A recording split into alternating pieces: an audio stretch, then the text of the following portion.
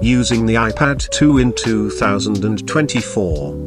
Remember when Apple launched the successor to the original iPad 13 years ago? How usable is the second-gen iPad today? Let's find out.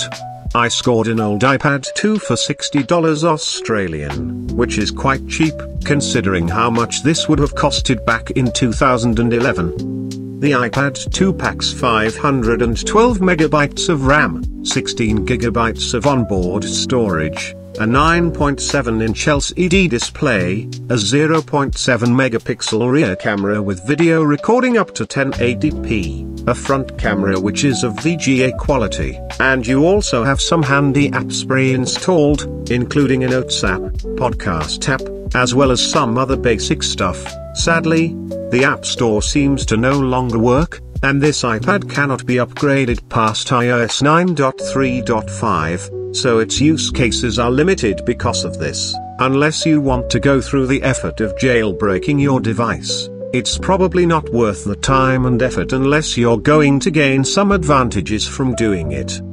The screen is quite impressive. I have been reading ebooks on this iPad, and the experience has been a real breeze. I have been using it to listen to podcasts, take pictures, take notes, watch movies, and reading PDFs. And to my surprise, the 0.7 megapixel camera still takes somewhat decent shots, although you have to get up close to the object you want to take a photo of, otherwise it will turn out to be very grainy and blurry. No flashlight is included on this iPad, so good luck taking great pictures in the dark. 0.7 megapixels may seem small and substandard, but remember, the very first iPad did not feature any cameras at all. So this was revolutionary for its time, and it is somewhat reasonable for casual use, but I don't think this camera is going to be any good for fancy weddings or events, but you get what you pay for, as they say.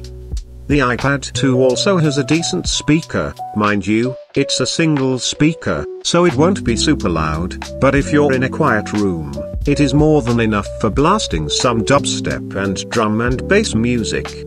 All in all, the iPad 2 is a decent hand-me-down device for anyone looking for a cheap and affordable tablet, whether you want a cheap e-reader, MP3 player, media center, etc.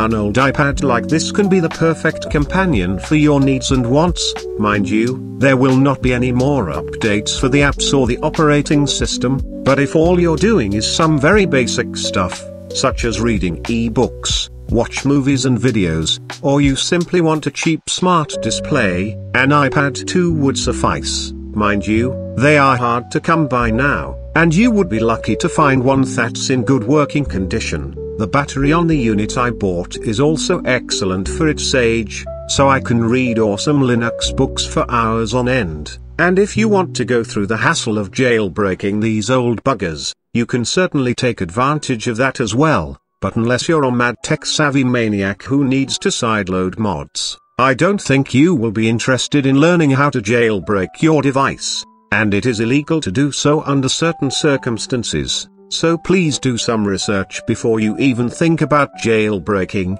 If you want to get into that sort of thing, it's best to refer to an expert who has good knowledge of the subject you're interested in. Anyway, please remember to like, share, comment, and subscribe. See you next video. Bye for now.